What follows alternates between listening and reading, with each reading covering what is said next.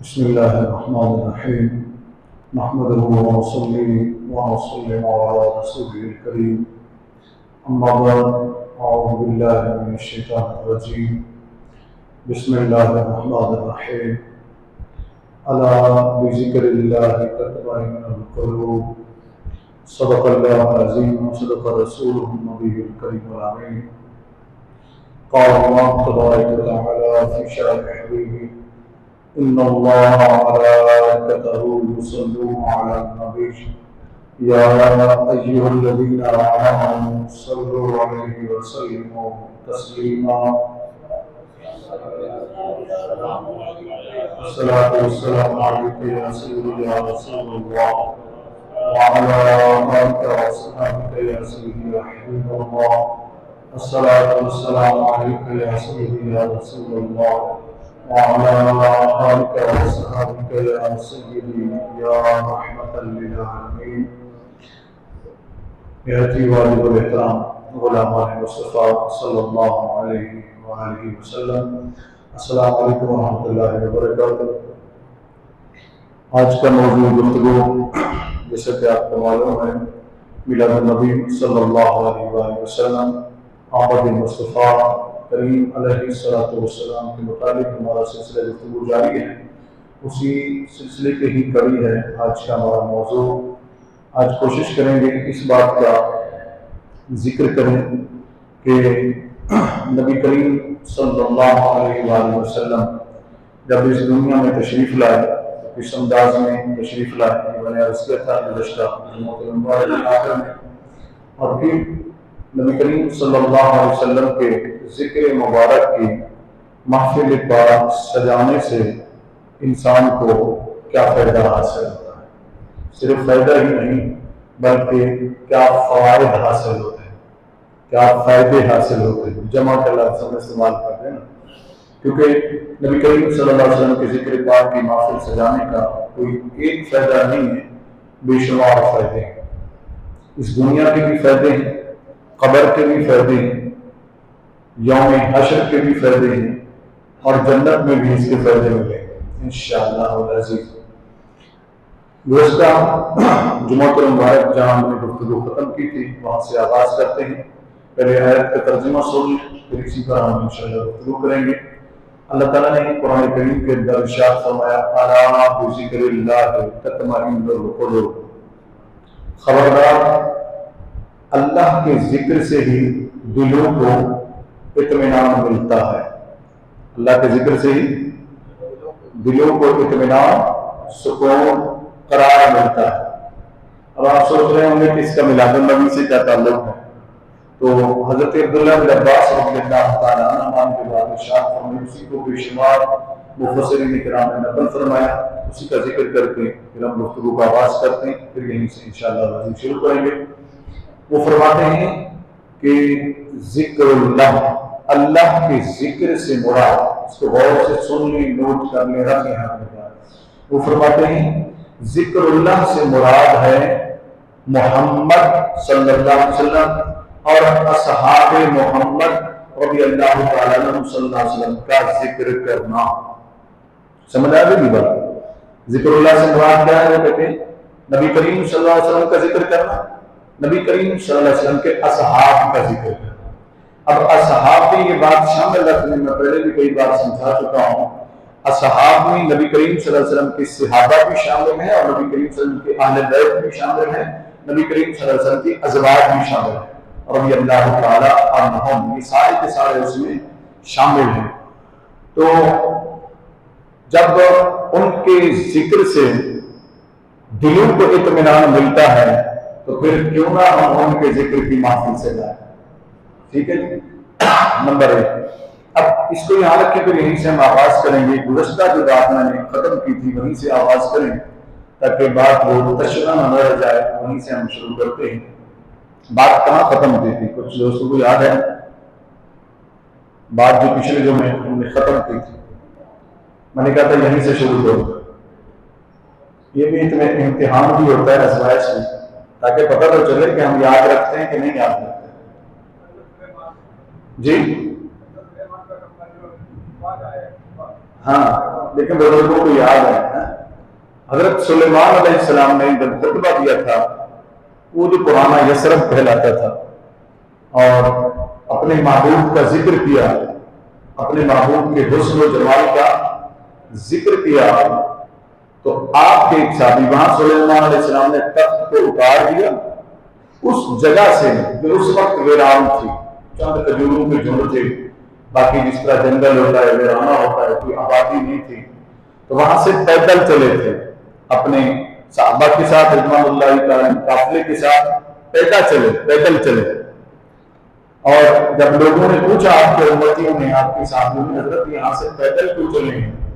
تو انہوں نے فرمایا تھا کہ یہ میرے محبوب کا مسکن ہے. یاد آ گیا نا آپ؟ چلیں کوئی تو ہے نا یاد رکھتا ہے کہ بات کہاں ختم ہوئی کہ پھر شروع کہاں سے کریں.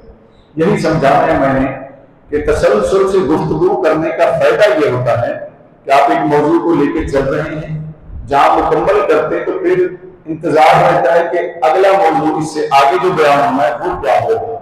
ٹھیک ہے نا؟ پھر اسی طرح ہم ترتیب سے جب چلیں گے تو ہمیں چیزیں بھی سمجھنے میں آسانی رہے گی. تو اس وقت سلیمان علیہ السلام سے جب پوچھا گیا تو آپ نے فرمایا وہ میرا محبوب ہے، ان کا یہ مسکن ہے، مکہ میں وہ پیدا ہوں گے، ہجرت کر کے وہ یہاں آئیں گے، ہجرت کر کے وہ یہاں آئیں گے. تو پھر لوگوں نے پوچھا آپ کے صحابیوں نے، آپ کے امتیوں نے، سرکار وہ آپ کے محبوب کیسے ہیں؟ تو پھر سلیمان علیہ السلام نے اپنے محبوب کا ذکر کیا، اپنے محبوب کے حسن و جمال کا تذکرہ کیا، اور ان کے جو خصائل مبارکہ تھے ان کا تذکرہ کیا، شمائل کا تذکرہ کیا. تو ان میں جو سلیمان علیہ السلام کے ساتھ لوگ تھے نا، وہ سارے کے سارے صحابی تھے، نبی کے اونچی بول دینا صاحب، تاکہ بات سمجھ میں آ جائے نا کہ اتنی عظمت والے لوگ تھے. کیونکہ نبی کا جو بھی امتی اس کے سامنے ہوتا ہے، حالت ایمان میں اسے دیکھتا ہے، تو وہ نبی کا صحابی کہلاتا ہے. صحابی کہلاتا ہے. بعد میں آنے والے چاہے کتنے فضائل کے مالک ہو جائیں، کتنے علوم حاصل کر لیں، صحابی رضی اللہ عنہ کی گرد راہ کو بھی نہیں پہنچ سکتے. ٹھیک ہے نا جی؟ اب سلیمان علیہ السلام کے امتیوں کا جو صحابی تھے ان کا مقابلہ تو عام امتی سے تو نہیں کیا جا سکتا نا. ٹھیک ہے نا؟ ہاں، ہمارے نبی کے صحابہ سلیمان علیہ السلام کے صحابہ سے افضل ہیں. ٹھیک ہے نا جی؟ ہمارے نبی کے ازواج سلیمان علیہ السلام کے ازواج سے افضل ہیں. ہمارے نبی کے اہل بیت سلیمان علیہ السلام کے اہل بیت سے افضل ہیں. یہ درجہ بدرجہ فضیلت ہوگی. اور عام امتی سلیمان علیہ السلام کے عام امتی سے افضل ہے، صحابی سے افضل نہیں ہے. تو اب انہی میں سے ایک صحابی تھے جو بڑے معتبر تھے سارے صحابہ میں سلیمان علیہ السلام کے. ان کا میں نے نام بتایا تھا، آپ کو یاد ہے؟ جی نہ جی ہاں، حضرت قبا. حضرت قبا رضی اللہ عنہ سے برقیہ تو واقعہ تو اور ہے نا، وہ تو ہے نا ملکہ بلقیس والا. یہاں جو شخص ہے جس کی میں نے نشانی بھی آپ کو بتائی تھی کہ مسجد اسلام کی جو پہلی مسجد بنی وہ کون سی تھی؟ مسجد قبا. مسجد قبا. تو اللہ کے نبی نے اس کا نام قبا کیوں رکھا، یہ بھی میں نے عرض کیا تھا. اور پھر میں نے آپ کو بتایا تھا کہ میں نے خود، اس فقیر نے خود اس مقام کی زیارت کی ہے جہاں حضرت قبا رضی اللہ عنہ بیٹھا تھا. کبھی میں آپ کو بتاؤں گا انشاءاللہ. اور نبی کریم صلی اللہ علیہ وسلم جب وہاں گئے تو عین ہی اسی مقام پر بیٹھے جہاں حضرت قبا بیٹھا کرتے تھے. کیا کہا میں آج عرض کرتا ہوں. تو حضرت قبا نے سلیمان علیہ السلام سے عرض کیا تھا، آپ نے سن لیا کہ اللہ کے پیغمبر میں اپنا سامان لے آیا ہوں سمیٹ کے. ٹھیک ہے نا جی؟ اپنے گھر والوں کو بھی میں نے تیار کر لیا ہے، مجھے آپ اجازت دے دیں تو میں اس آپ کے محبوب کا جو اب میرے بھی محبوب بن چکے ہیں، میں ان کا انتظار کرنا چاہتا ہوں، میں یہاں سے جانا نہیں چاہتا. سلیمان علیہ السلام نے فرمایا وہ تو بہت بعد میں آئیں گے. اس نے پوچھا حضور کتنے عرصے بعد میں آئیں گے؟ تو سلیمان علیہ السلام نے فرمایا کہ میرے 1000 سال بعد آئیں گے، میرے 1000 سال بعد آئیں گے. وہ اس امید کر کے گزشتہ امتیں جو تھی ان کی عمریں بڑی طویل ہوتی تھی، 1000 سال، 1500 سال، 2000 سال، 2500 سال، یہ گزشتہ امتوں کی عمریں رہی، طویل عمریں۔ وہ اس امید پر سلیمان علیہ السلام سے عرض کرتا ہے، اللہ کے پیغمبر آپ دعا کر دیجیے، ہو سکتا ہے اللہ مجھے اتنا عمر دے دے کہ میں ان کا دیدار کر لوں، میں ان سے شرف ملاقات حاصل کر لوں۔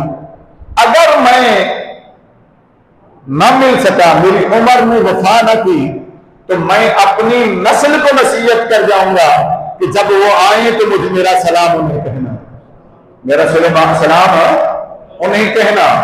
یہ حضرت سلیمان علیہ السلام نے حضرت قبا رضی اللہ تعالیٰ عنہ کو اجازت دے دی، وہ اپنے پورے قبیلے کے ساتھ وہاں ٹھہر گئے۔ اور بعد میں لکھا کہ کچھ اور بھی صحابہ جو حضرت سلیمان علیہ السلام کے تھے، انہوں نے جب ذکر سنا تو انہوں نے کہا کہ ہم بھی یہیں ٹھہریں گے، ہم بھی یہیں ٹھہریں گے۔ اس طرح تو تقریباً بعض نے لکھا کہ 500 سے 600 افراد تھے، بعض نے لکھا کہ اس سے کم تھے، بعض نے لکھا اس سے زیادہ تھے۔ بہرحال یہ وہاں آباد ہو گئے، یہ وہاں آباد ہو گئے، بستی بنی۔ میں آپ کو تھوڑا سا بتاتا ہوں، جہاں مسجد قباء ہے نا، اسی کے ساتھ ہی اس طرف سڑک آ گئی ہے نا، آپ جب قبلے کی جانب رخ کر کے کھڑے ہوتے ہیں تو دائیں طرف سڑک آ گئی۔ یہ مسجد قباء اس بستی کے کنارے پر بنی تھی، اس طرف ساری بستی ہے، قدیم بستی تھی۔ روڈ کراس کریں تاکہ قدیم بستی ہے، پھر تھوڑا سا آگے جائیں تو ترکیوں کا وہ ریلوے اسٹیشن ہے جو ترکیوں نے بنایا تھا کہ آقا علیہ السلام کی گنبد خضرا سے تھوڑا دور بنائے رہا اقدس سے کہ وہاں تک آوازیں نہ جائیں، اس لیے انہوں نے یہاں قباء کی بستی کے پاس آخر میں جا کر انہوں نے یہاں ریلوے اسٹیشن بنایا تھا۔ یہ وہ مقام تھا جہاں قباء نے اپنے خاندان کو آباد کر دیا، اپنے خاندان کو آباد کر دیا۔ اب مسجد قباء یہاں کیوں بنی؟ مسجد قباء یہاں کیوں بنی؟ جس جگہ ابھی ہے نا مسجد قباء، مقام تو یہی تھا لیکن تھوڑا سا دائیں طرف تھا، تھوڑا سا دائیں طرف تھا۔ وہ میں آپ کو سمجھاتا ہوں، آپ کو سمجھ میں آ جائے گا جنہوں نے دیکھا ہوگا، اور جنہوں نے نہیں دیکھا تو ان کو بھی میں وہاں تک پہنچا دوں گا انشاءاللہ، ٹھیک ہے نا، تاکہ بات آپ کو سمجھ میں۔ کیونکہ حاجی جمیل صاحب بہت عرصہ وہاں رہے ہیں، اور دیگر کتنے دوست ہیں جو وہاں گئے ہیں مسجد قباء میں۔ یہ دونوں ہمارے بزرگ بیٹھے ہیں، یہ بھی گئے، بیٹھے ہوئے ہیں، یہ بیٹھے ہیں، اور بھی بزرگ کافی بیٹھے ہیں، ٹھیک ہے نا، اس طرح بھی ماشاءاللہ، ٹھیک ہے نا، بیٹھے ہوئے بزرگ، تو آپ کو سمجھنے میں آسانی رہے گی۔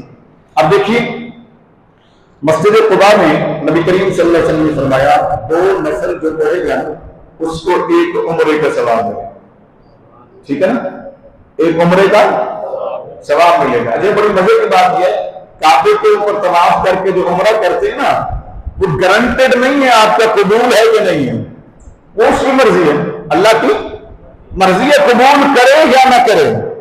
لیکن مسجد قباء میں جا کر 2 نفل آپ نے پڑھ لیے تو وہ قبول ہی قبول ہے، اس لیے کہ وہ میرے مصطفیٰ نے فرما دیا ہے کہ عمرے کا ثواب ملے گا، میرے نبی صلی اللہ علیہ وسلم نے فرما دیا۔ اب آپ وہاں جب جاتے ہیں نا مسجد قباء کے اندر، تو اس کا راستہ جو ہے اوپر سے آپ روڈ سے جاتے ہی اس سائڈ پہ پارکنگ بنی ہوئی، وہاں گاڑیاں کھڑی کرتی، گاڑی کرنے کے بعد اوپر سے ہو کر آپ آتے ہیں۔ اس کے اندر داخل ہونے کے لیے 2 راستے ہیں، 2 راستے ہیں، ایک عام لوگوں کے لیے راستہ ہے، ایک خاص لوگوں کے لیے راستہ رکھا ہوا ہے۔ مسجد قباء میں جب آپ جاتے ہیں، میں آپ کو وہ مقام بتاؤں مسجد قباء اصل کہاں تھی، ٹھیک ہے نا، یہ اسی کے ساتھ متصل ہے لیکن یہ ہی اسی جگہ پر نہیں، اس کا کچھ حصہ آیا ہے قدیم مسجد قباء کا، ٹھیک ہے نا، لیکن شامل لوگوں کا اب ثواب وہی آپ کو ملے گا جو قدیم مسجد قباء کا ملنا تھا۔ اب جب آپ داخل ہوتے ہیں نا، مین انٹری جو اس کی مین گیٹ ہے مسجد قباء کا، جتنے دوست یہاں بیٹھے گئے باہر سے گاڑی کھڑی کر کے اوپر سے اتر کے اس طرف سے آپ گھوم کے آتے ہیں نا سیڑھیوں سے، جب آپ چڑھتے ہیں اوپر، یہ جو آپ گیٹ ہے مین گیٹ، اس سے جب آپ اوپر چڑھتے ہو، جیسے ہماری مسجد کا سامنے گیٹ ہے، آپ چڑھتے ہوئے آپ اوپر آتے ہیں، کیونکہ یہاں پہ چاروں طرف سے دیواریں ہیں، سائڈ سے برآمدے نہیں ہیں، اس کے ایک نشانی میں آپ کو بتا رہا ہوں، غور سے سنیے گا، اس کے بائیں طرف جب آپ قبلہ کی طرف رخ کر لیتے مسجد قباء میں، تو بائیں طرف کوئی برآمدہ نہیں ہے، بائیں طرف کوئی برآمدہ نہیں ہے، دائیں طرف آپ کو ایک برآمدہ نظر آتا ہے لیکن وہ بند ہے۔ کیا بند ہے؟ ایسا ہے کہ نہیں جی؟ جتنے لوگوں نے جا کے نفل پڑھے توجہ کیے اس طرف، جب آپ دائیں طرف دیکھتے ہیں نا اس طرف داخل ہونے سے پہلے تو مسجد کا آپ سمجھ لیں کہ جو مسجد کا باہر کا سین ہے وہ آتا ہے، پھر آگے مسجد کا جو اوپر سے برآمدہ ہوتا ہے وہ آتا ہے، اور پھر مسجد کا حال شروع ہوتا ہے، آگے مسجد کا حال جیسے کہ درمیان میں ہمارا ہے۔ تو یہ درمیان میں جو مسجد کا حال شروع ہو رہا ہے نا، جو درمیان والا دیوار ہے، اس کے دائیں طرف جب آپ دیکھتے ہیں تو یہاں سے لے کر آخر تک ایک دیوار ہے، ایک دیوار ہے، آخری اس کونے میں جا کر ایک دروازہ لگا ہوا ہے جو معلوم نہیں ہوتا لوگوں کو، لیکن وہ دروازہ ہے اور انہوں نے اس کو لاک کیا ہوا ہے، بند کیا ہوا ہے، بند رکھتے ہیں۔ وجہ اس کی کیا ہے میں آپ کو بتاتا ہوں، کیونکہ سعودیوں کو ہر اس چیز سے نفرت ہے جس کی نسبت نبی سے ہے صلی اللہ علیہ وسلم، آل سعود کو، ٹھیک ہے نا۔ تو قمر جلالی نے کہا تھا پڑھتا ہوں تو کہتی ہے یہ خالق کی کتاب، پڑھتا ہوں تو کہتی ہے یہ خالق کی کتاب، یہ سعودی بھی ہیں مثل یہودی آزاد، یہ سعودی بھی ہیں مثل یہودی آزاد۔ تو جس طرح یہودیوں کو ہمارے نبی صلی اللہ علیہ وسلم سے ہر نسبت والی چیز سے نفرت ہے، اسی طرح آل سعود کو، میں عرب کے لوگوں کا نہیں کہہ رہا ہوں، عرب کے لوگ تو بڑے شیدائی ہیں میرے نبی کے، مکے کے لوگ بڑے شیدائی ہیں نبی کے، مدینے کے لوگ بڑے شیدائی ہیں میرے نبی صلی اللہ علیہ وسلم کے، قرب جوار کے لوگ۔ آپ اگر چلے جائیں نا، جب وہاں جاتے ہیں جو شہروں میں جواب ملتے کسی عربی کو، اگر آپ کو عربی بولنا آتے تو وہ اور زیادہ پیار کریں گے، آپ کو نہیں بولنا آتے تو پوچھتے ہیں تم پاکستان سے ہو، تم فلاں شہر سے ہو، تم نبی کے غلام ہو، نبی کا کلمہ پڑھ رہے ہو، اتنی عزت کرتے ہیں، اتنا احترام کرتے ہیں، ہاتھوں کو چومتے ہیں، چیزیں دیتے ہیں، خدمت کرتے ہیں۔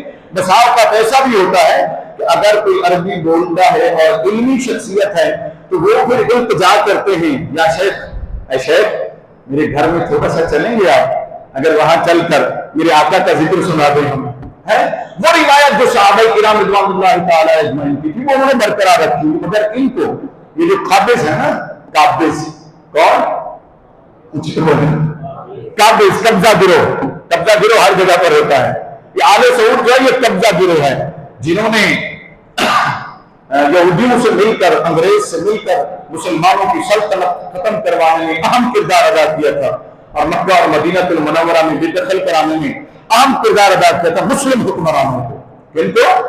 مسلم حکمرانوں کو، جو ترکی کی سلطنت عثمانیہ تھی، تو انہوں نے قبضہ کیا۔ 1925 سے شروع ہوئے تو 1941 کے قریب جا کر انہوں نے اپنا قبضہ مکمل کیا، اور پھر ایک معاہدہ طے پایا جو 100 سالہ معاہدہ تھا، 2023 تک اس نے مکمل ہونا۔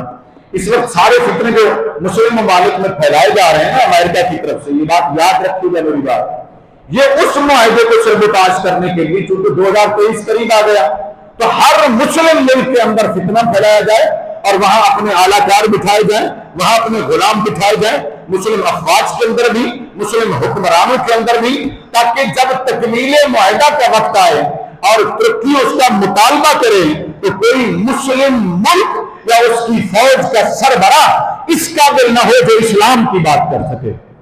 سمجھ آئی بات کہ نہیں سمجھ آئی؟ یہ وہ سارا پلان ہے جو بنایا گیا، مگر مسلمانوں کو سمجھ میں نہیں آ رہی، بہت کم ہے سمجھنے والے، جو بتاتے بھی ہیں تو ان کی بات کو کوئی سنتا نہیں ہے۔ تو یہ ہے مسجد قباء کا وہ حصہ جہاں وہ برآمدہ بنا ہوا ہے نا اس طرف دائیں طرف۔ اب جو اگر عام بندہ دیکھنا چاہے نا، میں اس کو بتا دیتا ہوں، الحمدللہ مجھے اس کے اندر جانے کا شرف حاصل ہوا۔ وہاں ایک سید صاحب تھے، مسجد نبوی شریف اور مسجد قباء کا اے سی کا سسٹم، انجینئرنگ کا سسٹم سارا انہی کے پاس تھا، وہ 35 سال سے وہاں ڈیوٹی دے رہے تھے۔ سید مظفر شاہ صاحب ان کا نام تھا۔ انہوں نے مجھے جب دیکھا تو انہوں نے پہچان لیا کہ ڈاکٹر صاحب آپ، میں نے کہا جی اللہ نے کرم کر دیا، سرکار نے بلا لیا تو میں بھی حاصل ہو گیا۔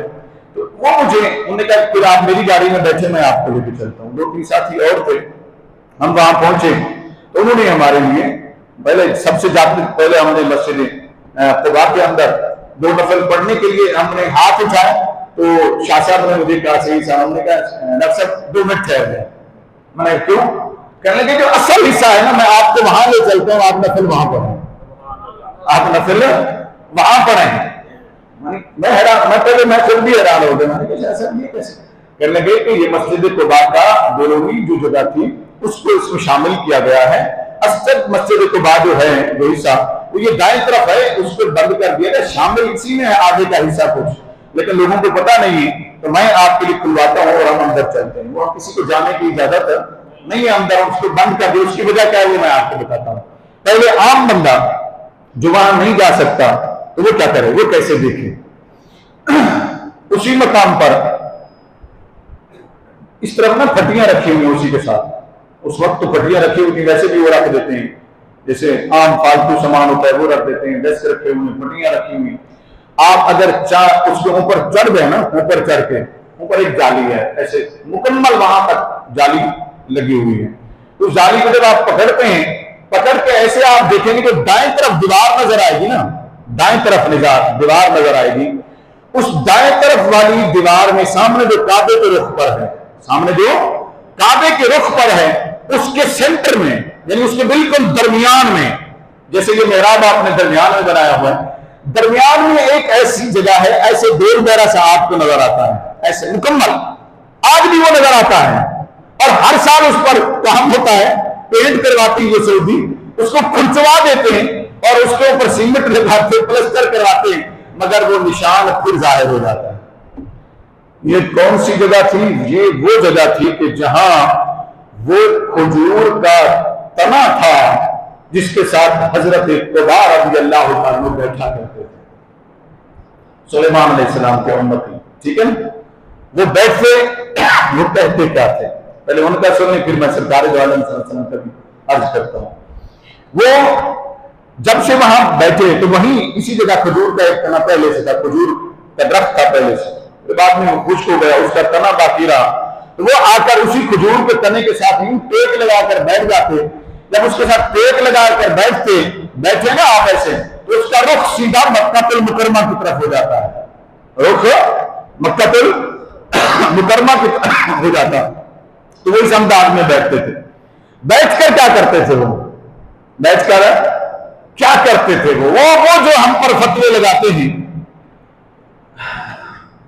میری ٹھنڈی سانس سے نکل گئی. ہمیں اس محاذ پر اپنوں سے بھی لڑنا پڑتا ہے, غیروں سے بھی لڑنا پڑتا ہے. اپنوں کو بھی سمجھانا پڑتا ہے, غیروں کو بھی سمجھانا پڑتا ہے. غیر کی باتیں کرتے کوئی غم نہ تھا, کوئی ادھر سنا نا میری بات پہ توجہ کریں, غیر کی باتیں کرے کوئی غم نہ تھا, مگر اپنے انگلیاں اٹھانے لگی تو پھر تکلیف ہوتی ہے, پھر تکلیف ہوتی ہے. سنیے, وہ کیا کرتے تھے, وہ وہی کرتے تھے جو آج ہم کرنے کی کوشش کر رہے ہیں. صبح بھی ذکر مصطفیٰ ہونا چاہیے, دوپہر بھی ذکر مصطفیٰ ہونا چاہیے, شام بھی ذکر مصطفیٰ ہونا چاہیے, رات بھی ذکر مصطفیٰ ہونا چاہیے.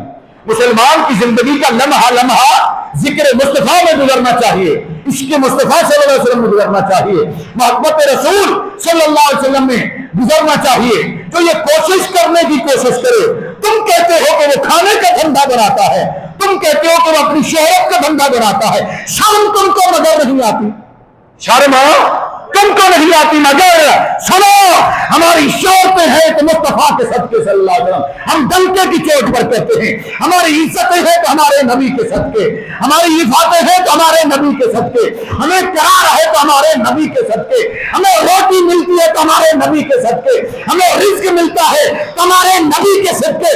پھر تو بتا تجھے رزق کون دیتا ہے, تجھے روٹی کس کے صدقے ملتی ہے؟ مجھے تو زندگی ملی ہے, یہ میری جان کا ایک ایک ذرہ, اس میرے جسم کا ایک ایک روح مجھے ملا ہے تو میرے مصطفیٰ کے صدقے ملا ہے. اور لگا انکام اور کر بات, میں ڈنکے کی چوٹ پر کہتا ہوں, میں کھاتا ہوں تو اپنے نبی کا صدقہ, میں پیتا ہوں تو اپنے نبی کا صدقہ, میں جیتا ہوں تو اپنے نبی کا صدقہ, میں بولتا ہوں تو اپنے نبی کا صدقہ, مجھے رزق ملتا ہے تو میرے نبی کا صدقہ, میری عزت میری شہرت سارا کچھ جو ہے وہ میرے نبی کا صدقہ ہے.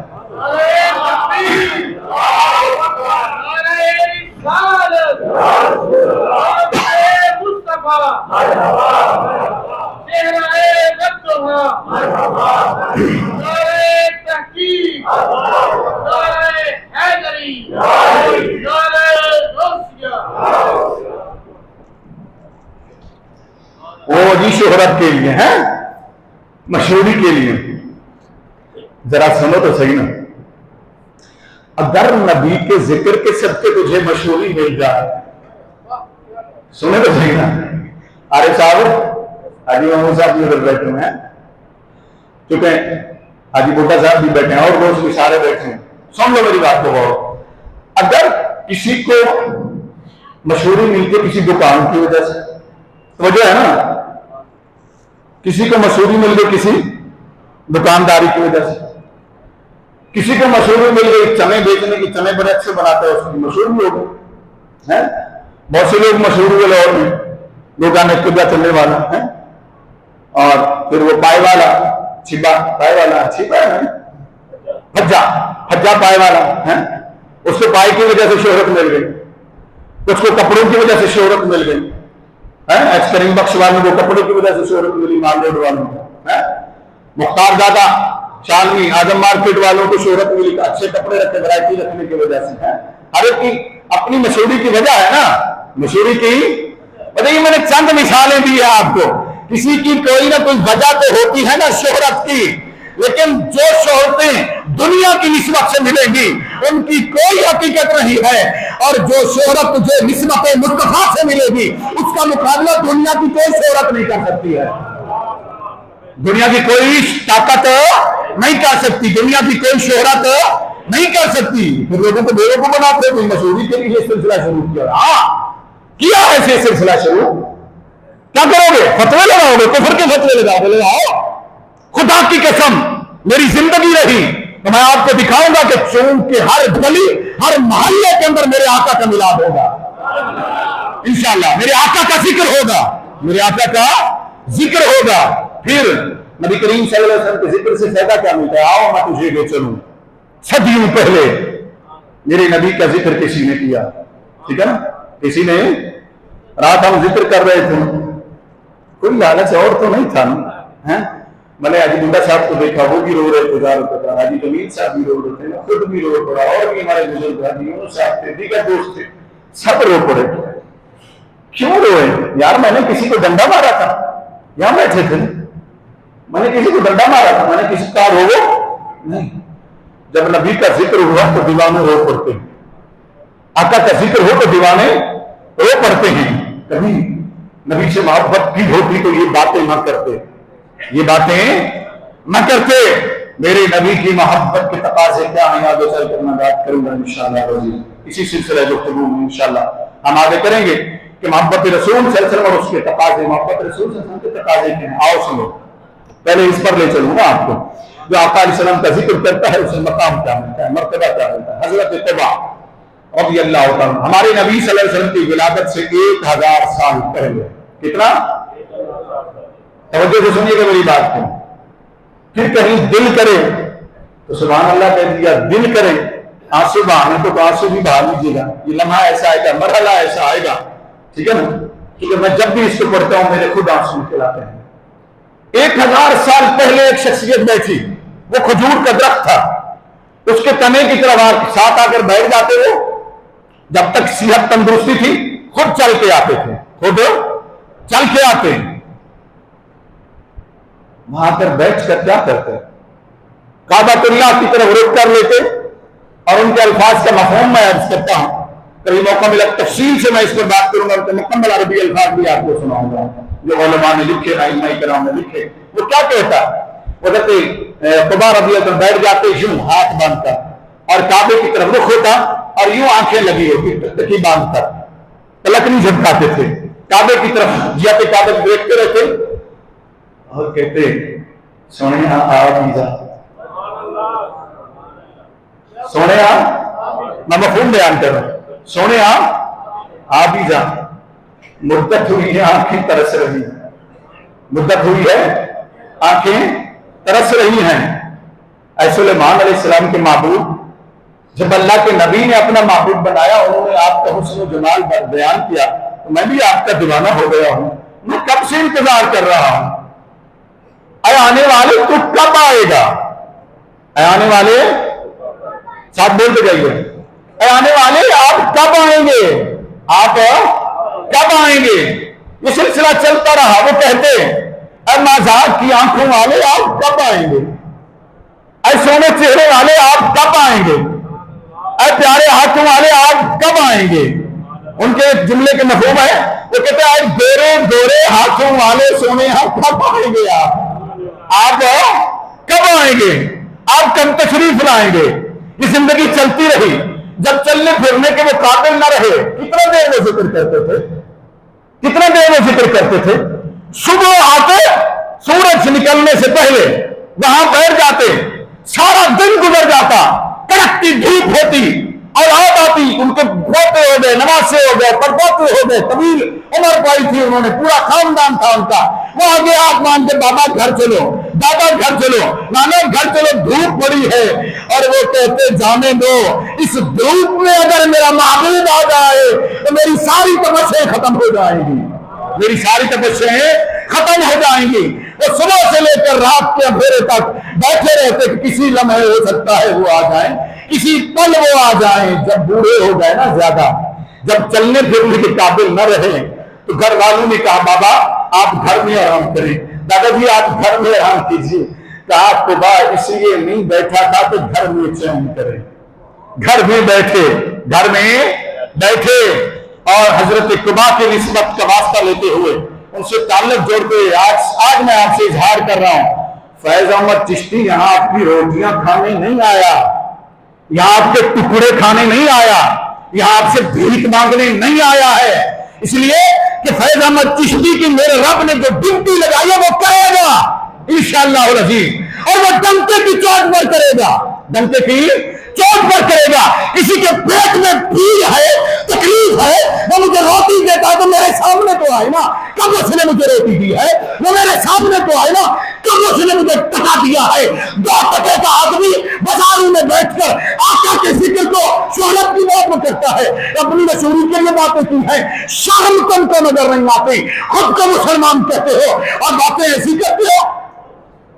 شرم آنی چاہیے تمہیں، دوڑ کے مر جانا چاہیے تمہیں۔ اگر کہیں کسی قطرہ پانی کا تمہیں ملے حیا کا تو اس قطرہ حیا کے پانی میں ڈوب کے مر جاؤ، شرم کرو کچھ۔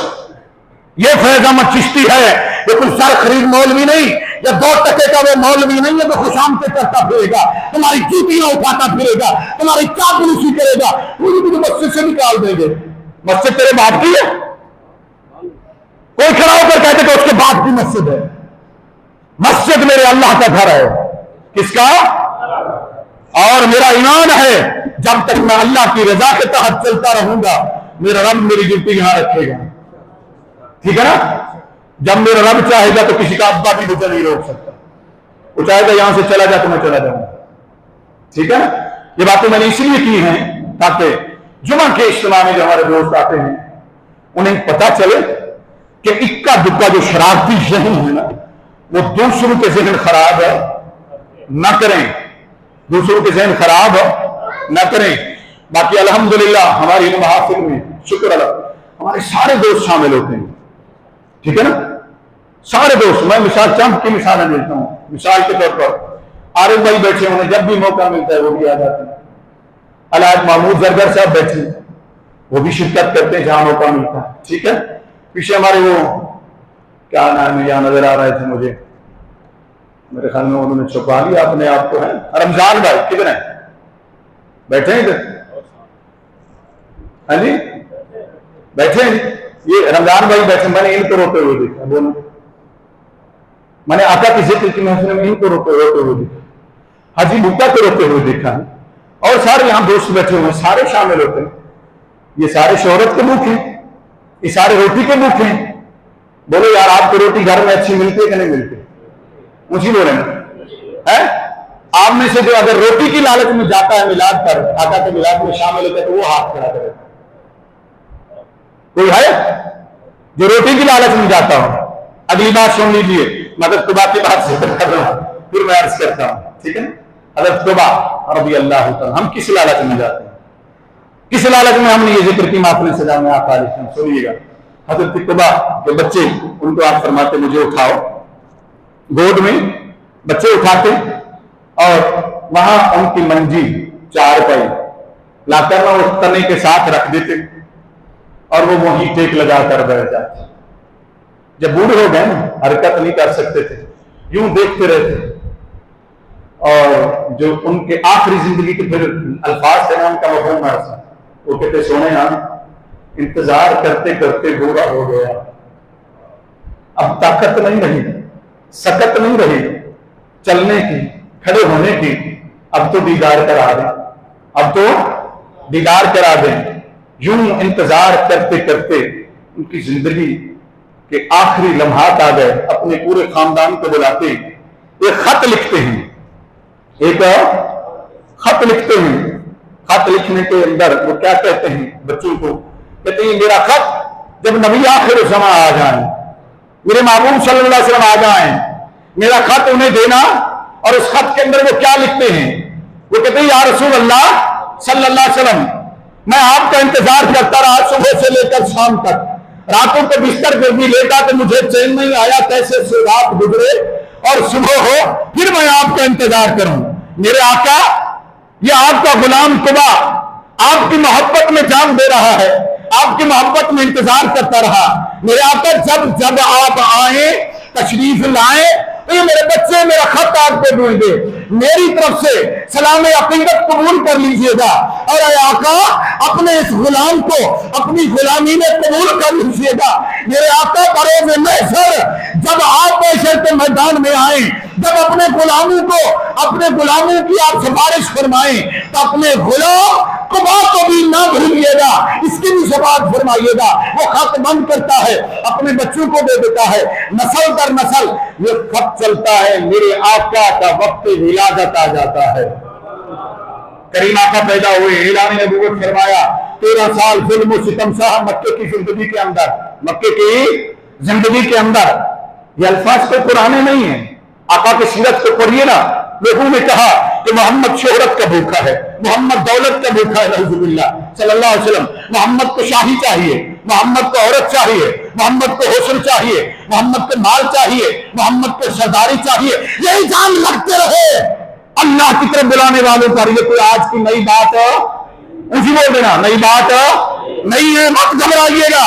یہ الزام لگتے رہتے ہیں، لوگ کہتے رہتے ہیں، لوگ کہتے رہتے ہیں۔ میرے آقا نے فرمایا تھا، فرمایا تم اگر چاہو تو میرے اس ہاتھ پر، دائیں ہاتھ پر سورج لا کر رکھ دو، بائیں ہاتھ پر چاند لا کر رکھ دو تو محمد حق کہنے سے نہیں رکے گا صلی اللہ علیہ وسلم۔ تو فیض احمد چشتی اور اس کے سارے ساتھی آقا کے غلام، ہم کوئی اور نہیں ہیں، ہم بھی محمد عربی کا غلام ہیں صلی اللہ علیہ وسلم، ہم بھی انہی کے غلام ہیں۔ تم کچھ بھی کر لو، ہم سرکار کے عشق کی سوغات بانٹتے رہیں گے انشاءاللہ، ان کا پیغام پہنچاتے رہیں گے۔ دنیا کی کوئی طاقت ہمیں روک نہیں سکتی انشاءاللہ۔ سب کہہ دیں انشاءاللہ، سب کہہ دیں انشاءاللہ۔ اس لیے کہ ہم اپنے آقا کے غلام ہیں، ہم کسی دنیا دار کمینے کے غلام نہیں ہیں۔ یہ بات ذہنوں میں بٹھا لیجئے، اپنی نسبت اپنے آقا سے مضبوط کر لیجئے۔ خدا رضی اللہ تعالیٰ عنہ کا وصال ہو گیا، آقا علیہ السلام ہجرت فرما کر مدینہ المنورہ میں پہنچے۔ یہ وہی لوگ تھے جو انصار مدینہ کہلائے۔ اب سمجھ آئیے آپ کا؟ ٹھیک ہے نا؟ یہ وہی لوگ تھے جو نبی کریم صلی اللہ علیہ وسلم کے نامیاد بھی بنے ہیں، انہی کے خاندان سے وہ لوگ تعلق رکھتے تھے۔ اب آقا علیہ السلام جب تشریف لائے تو یہاں پہلے میں انہی کی بات مکمل کر لیتا ہوں۔ ایک اور عاشق کی بھی بات مجھے یاد آ رہی تھی، میں نے کہا اسے بھی ساتھ رکھ دوں، لیکن اس کے بعد میں ابھی ٹائم آیا ہمارے پاس، ٹھیک ہے نا؟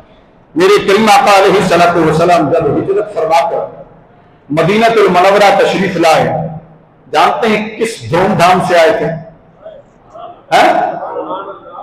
بولیں گے صحیح؟ بتا دوں؟ میں بتاتا ہوں نا ابھی، میں بتاتا ہوں نا ابھی، ٹھیک ہے؟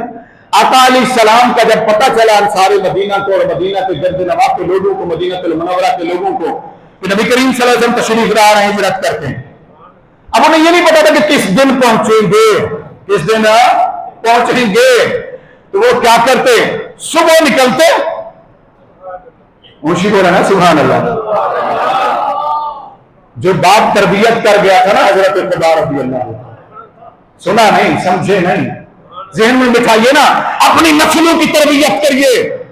خدا کی قسم میں آپ کی نسلوں کی تربیت کے لیے میں نے یہ سلسلہ شروع کیا، تاکہ آپ کی نسلیں جب گلیوں سے نکلے تو آپ کو گالیاں دیتے ہوئے نہ نکلے، نبی پر سلام کرتے ہوئے نکلے۔ یہ میرا مقصد ہے، یہ میرا مقصد اور انشاءاللہ اس مقصد میں کامیابی ملے گی. آپ نے دیکھا ہوگا راتوں کو جب نکلتے ہیں ہم تو چھوٹے چھوٹے بچے بھی گلیوں سے نکل آتے ہیں, وہ بھی کہتے ہیں کہ مرحبا یا رسول اللہ, الصلاۃ والسلام علیک یا رسول اللہ, لبیک یا رسول اللہ. وہ بچے بھی کر رہے ہیں. اب جب ہم مسلسل ان کو یہ چیز سکھائیں گے تو جب وہ بڑے ہوں گے تو وہ باپ کو بھی ادب سے سلام کریں گے, باپ کو بھی ادب سے سلام کریں گے. سنو, اس باپ نے تربیت کی تھی, اس باپ نے تربیت کی تھی اپنے بچوں کی.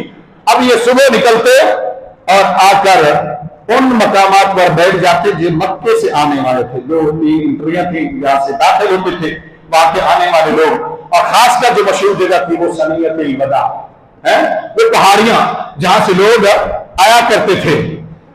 اور یہ کس انداز میں آتے ہیں سنیے گا, اس میں جوان بھی ہوتے, اس میں بوڑھے بھی ہوتے, اس میں بچے جو چل سکتے تھے نا, چل سکتے تھے وہ بھی چل پڑتے تھے, خواتین وہ بھی باپردہ چل پڑتی تھی. حجاب جو اس دور کے مطابق تھا, جو ان کو پیغام مل چکا تھا, اس کے مطابق وہ بھی چل پڑتی تھی. اور جو وہاں جا نہیں سکتے تھے نا, سنو سنو, گھر والوں کو سناؤ, بچوں کو سمجھاؤ, بیویوں کو سمجھاؤ, بیٹیوں کو سمجھاؤ, ماؤں کو سمجھاؤ. جب سمجھاؤ گے تو انہیں پتا چلے گا کہ نبی کا ذکر کیسے کرتے ہیں. تو جو بیویاں جا نہیں سکتی تھی نا, جو بچے جا نہیں سکتے تھے نا, جو بیٹیاں جا نہیں سکتی تھی نا, جو بزرگ جا نہیں سکتے تھے, تو وہ مکانوں کی چھتوں پر بیٹھ جاتے, مکانوں کی چھتوں پر بیٹھ جاتے. ان کے ہاتھوں میں پھول ہوا کرتے تھے, وہ پھول منگوا لیتے, چھتوں پر رکھ لیتے. پوچھا گیا کیوں کرتے ہو روزانہ ایسا؟ کیوں؟ پھر بولے نا, کچھ ہی بولے نا. میں یہ بات سمجھانا چاہتا ہوں آپ کو. لوگ کہتے ہیں کیوں کرتے ہو جی سرکار کا میلاد, کیوں کرتے ہو سرکار کے میلاد کا ذکر, کیوں جلوس نکالتے ہو جی, کیوں جھنڈے لے کر نکلتے ہو جی؟ اس کیوں کا جواب تو مدینے کے لوگوں نے دے دیا تھا.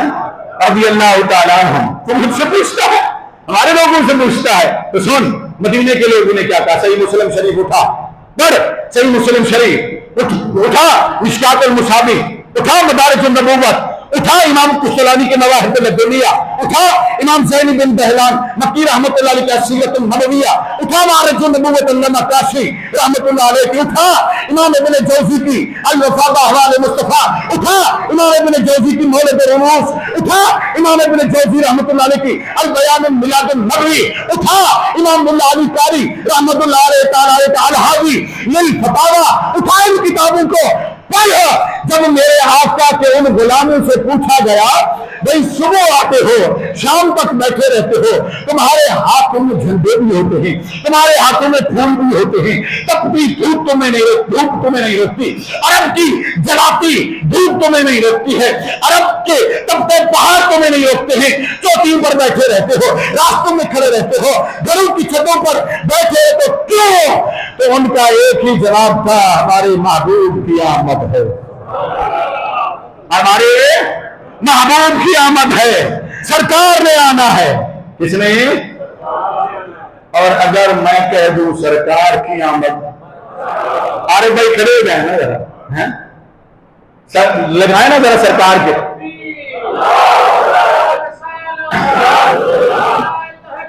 اختیاریا دونوں ہاتھ اٹھا کے, دونوں سارے سرکار کے غلام ہاتھ اٹھا کے, سرکار کی آمد. اب میں کہوں گا سرکار کی آمد, دلدار کی آمد, منٹھار کی آمد, مدنی کی آمد, مدنی کی آمد, مدنی کی آمد, سونے کی آمد, سونے کی آمد, سونے کی آمد, ہاشمی کی آمد, قریشی کی آمد, آقا کی آمد, آقا کی آمد, آقا کی آمد, دلدار کی آمد, سونے کی آمد. حشر تک ڈالیں گے ہم پیدائش مولا کی دھوم, حشر تک ڈالیں گے ہم پیدائش مولا کی دھوم, مثل فارس مجد کے کلے گراتے جائیں گے. یہ امام عشق محبت نے ہمیں سبق پڑھا دیا تھا, ہمیں کسی اور سبق کی ضرورت نہیں. سنیے, مدینے کے لوگ کہتے لوگوں ہمارے آقا نے آنا ہے. کیا تم نے کاروبار چھوڑا ہوا, تجارت چھوڑی ہوئی ہے, گھر بار چھوڑ دیا, گھر کے کام چھوڑ دیے, تمہارے جانور کھڑے ہوئے ہیں, کیا جانور بھی بچ جائیں گے, کاروبار بھی بچ جائیں گے, سب کچھ مل جائے گا جب آقا آ جائیں گے, جب آقا آ جائیں گے. اب سنیں نا, میرے آقا جب پہنچے, میرے آقا صلی اللہ علیہ وسلم جب مدینہ المنورہ پہنچے تو ایک شخص کی ڈیوٹی لگائی گئی تھی 70 افراد کے ساتھ. کہا گیا کہ جب محمد آئے, یہودیوں نے سازش کی اہل مکہ نے, کہ کہا گیا کہ جب محمد آئے تو ان کو پکڑ کر لے آنا, کیونکہ ان کو پتہ نہیں چل رہا کہ وہ کس راستے سے گئے ہیں, ان کی آنکھوں کے سامنے نکل آئے, ان کو پتہ ہی نہیں چلا. یہ پہرے دے رہے تھے, بہرحال یہ موضوع الگ ہے, یہ پہرے دے رہے تھے, ان کو نظر نہیں آئے. اور تجھے کعبے کے اندر بیٹھ کر ابو جہل تجھے وہاں نظر نہ آئے میرے نبی, ابو لہب تجھے وہاں نظر نہ آئے میرے نبی. جب تم نے پہرے دیے میرے نبی تمہارے درمیان سے گزر گئے, تمہیں نظر نہ آئے, مگر یمن میں بیٹھے اویس کرنی کو نظر آ گئے. تو جو ہے نا, یمن میں بیٹھے اویس کرنی کو نظر آ گئے, اور تو نبی کے غلاموں کو بہکاتا ہے مولوی اسلام کا لبادہ اوڑھ کر, اور کہتا ہے نبی کیسے آتے ہیں, نبی تو نظر نہیں آتے. میں نے کہا تیرے باپ ابو جہل کو, ابو لہب کو قریب ہو کر نظر نہ آئے, اویس کرنی کو یمن میں بیٹھ کر نظر آئے. یہ تیری بد نصیبی ہے کہ تو ابو جہل کے نسل بن گیا, یہ میری خوش نصیبی ہے کہ میں صدیق اکبر اور اویس کرنی کا غلام بن گیا. یہ اپنے اپنے نصیب کی بات ہے, اپنے اپنے نصیب کی بات ہے. کسی کو قریب ہو کر نظر نہیں آتے اور کسی کو دور سے ہی نظر آ جاتے ہیں.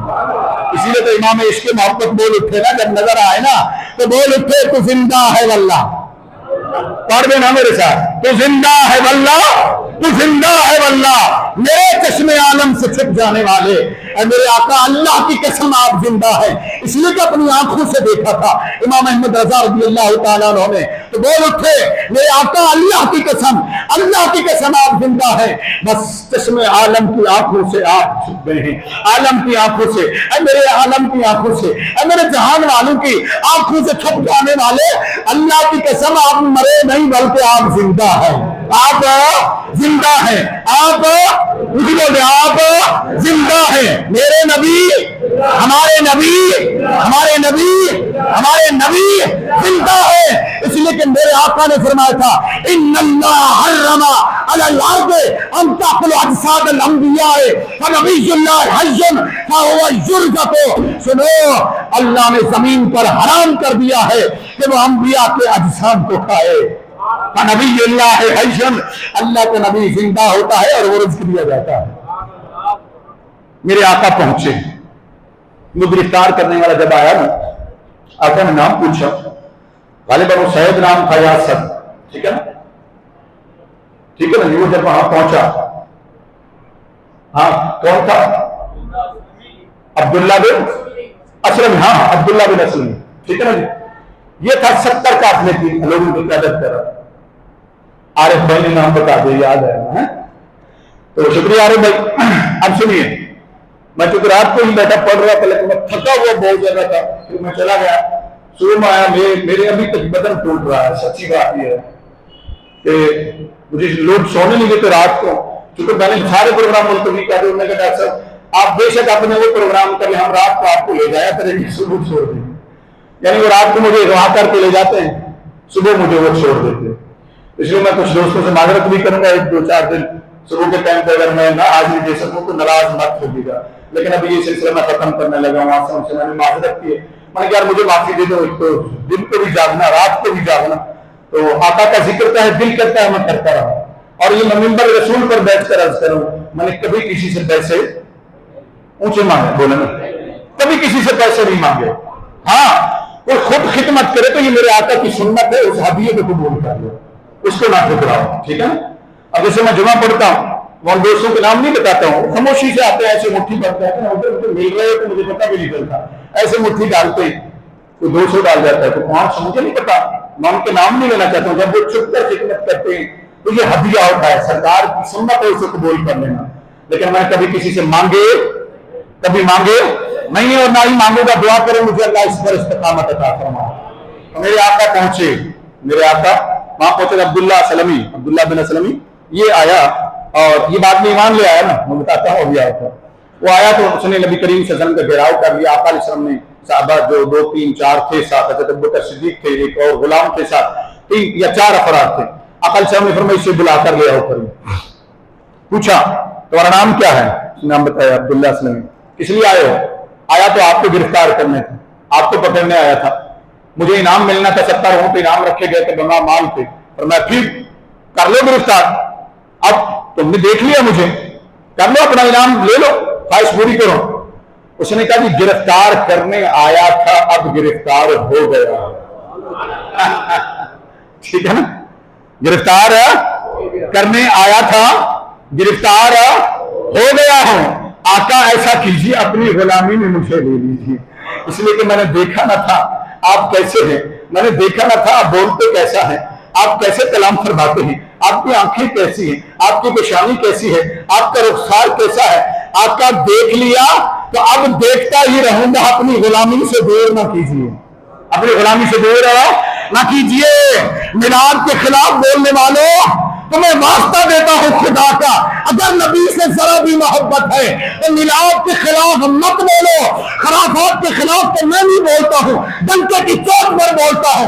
اگر تمہیں ذرا بھی شک ہے تو میرے آقا کی ذکر کی محفل میں آقا کو دیکھو، آقا کے ذکر کی محفل سجا کر تو دیکھو، آقا کے حسن و جمال کو بیان کرتے کو دیکھو، ان کے جود و نوال کو بیان کرتے کو دیکھو، ان کے آنے کو بیان کرتے کو دیکھو، ان کا لاوقام جانا بیان کر کے تو دیکھو، ان کی شفاعت کے تذکرے کر کے تو دیکھو، ان کی رحمت کے تذکرے کر کے تو دیکھو.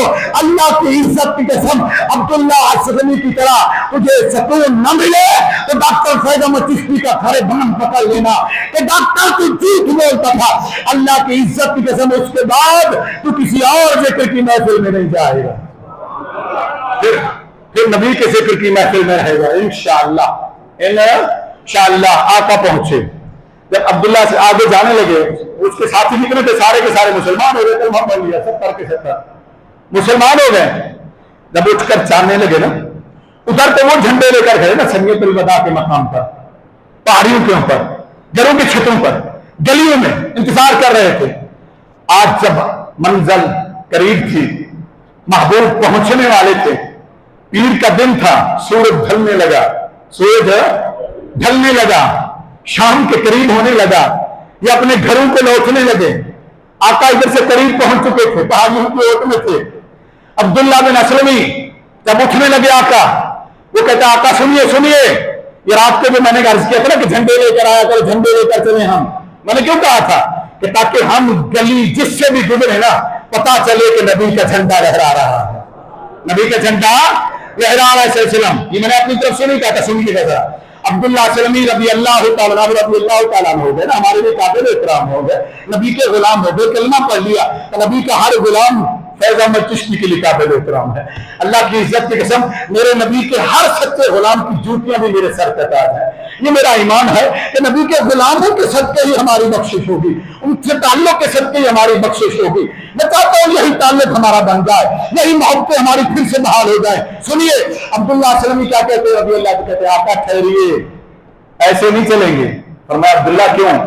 عرض کیا کہ ایسا کرتے ہیں جھنڈے بنا لیتے ہیں، کیا کرتے ہیں جھنڈے بنا لیتے ہیں، میں اور میرے ساتھی ابوبکر صدیق رضی اللہ عنہ جھنڈے پکڑ کر آگے آگے ساتھ چلیں گے، درمیان میں آپ چلیں گے تاکہ دیکھنے والوں کو پتا چلے کہ اللہ کا نبی آیا ہے، تاکہ دیکھنے والوں کو پتا چلے کہ اللہ کا نبی آیا ہے. ہمارے آنکھوں آئے ہیں، تشریف لائے ہیں صلی اللہ علیہ وسلم. یہ انہوں نے اپنے کپڑے پھاڑ کر جھنڈے بنا لیے، اپنے امامے دستارے پھاڑ کر انہوں نے جھنڈے بنا لیے. ادھر سے عبداللہ اسلمی نے پکڑا جھنڈا، ادھر سے صدیق اکبر نے اپنی چادر والا جھنڈا پکڑا، ادھر سے وہ 70 صحابہ جو بنے تھے انہوں نے پیچھے سے جھنڈے پکڑے. درمیان میں میرے آقا ہیں، ذرا سنو تو صحیح، یہ جلوس احمد مصطفیٰ جا رہا ہے، یہ جلوس احمد مصطفیٰ جا رہا ہے، جس کی قیادت حاجی جمیل نہیں کر رہا، جس کی قیادت رانا محمود ہے نا جی مقصود، رانا مقصود نہیں کر رہا، جس کی قیادت حاجی محمود نہیں کر رہا، جس کی قیادت عارف نہیں کر رہا، طاری نہیں کر رہا، جس کی قیادت سہیل نہیں کر رہا، فیاض میاں نہیں کر رہا، حاجی یونس نہیں کر رہا، جس کی قیادت ڈاکٹر فیض احمد چشتی نہیں کر رہا، ارے جس کی قیادت تاجدار کائنات کر رہے ہیں، کل انبیاء اللہ کے نبی کر رہے ہیں، امام المرسلین کر رہے ہیں، لگا شرک کے فتوے، لگا بدعت کے فتوے، نہ دیکھوں تو صحیح تیری فقہ کہاں تک دوڑتی ہے، تیرا فتویٰ کہاں تک دوڑتا ہے۔ ارے میلاد کے جھنڈے، احمد مصطفیٰ کے جھنڈے تو میرے نبی کے صحابہ لہراتے ہوئے چلے اور آقا قیادت کرتے ہوئے چلے، قیادت کرتے ہوئے چلے۔ ٹائم مکمل ہو گیا، ٹھیک ہے نا جی، یہیں سے آغاز کریں گے انشاءاللہ، انشاءاللہ العزیز۔ جلدی تشریف لائیے گا، آئندہ جمعہ المبارک بتاؤں گا میں آپ کو انشاءاللہ، بشرط زندگی انشاءاللہ۔ میرے نبی پہنچے تو وہ جو بیٹھے تھے نا پہاڑی پر، وہ واپس جا رہے تھے کیونکہ شام قریب ہو گئی تھی، گھروں کو لوٹ رہے تھے، گلیوں سے لوگ گھروں کو لوٹ رہے تھے، پہنچتے کچھ خبر میں چھتوں سے بھی لوگ اترنے لگے تھے۔ لیکن جب نبی پہنچے، پیغام آیا، آواز آئی، ایک شخص نے کھڑے ہو کر آواز دی، او مدینے والوں کدھر گئے ہو؟ تمہارا محمود آ گیا، تمہارا محبوب آ گیا۔ پلٹے سارے کے سارے اسی طرح جس طرح جا رہے تھے۔ کیسا استقبال کیا عرض کروں گا، خدا کے بچوں نے کیسا استقبال کیا، میرے نبی صلی اللہ علیہ وسلم نے اپنے غلاموں کو کیسے نوازا، یہ بھی عرض کروں گا۔ اور آئندہ جمعۃ المبارک میں آپ کو ایک اور عاشق کی بارگاہ میں لے چلوں گا، انشاءاللہ آپ جھومتے رہ جائیں گے۔ انشاءاللہ میں بتاؤں گا کہ میرے نبی کی آمد کا جلوس نکلا تو کیسے، آمد مصطفیٰ کے تذکرے ہوئے تو کیسے، آقا علیہ السلام کی آمد سے دنیا کو فائدہ کیا ملا۔ انشاءاللہ انشاءاللہ آئندہ جمعۃ المبارک یہیں سے ہم شروع کریں گے۔ اللہ آپ سب کو سلام کی عطا فرمائے۔ السلام علیکم ورحمۃ اللہ وبرکاتہ۔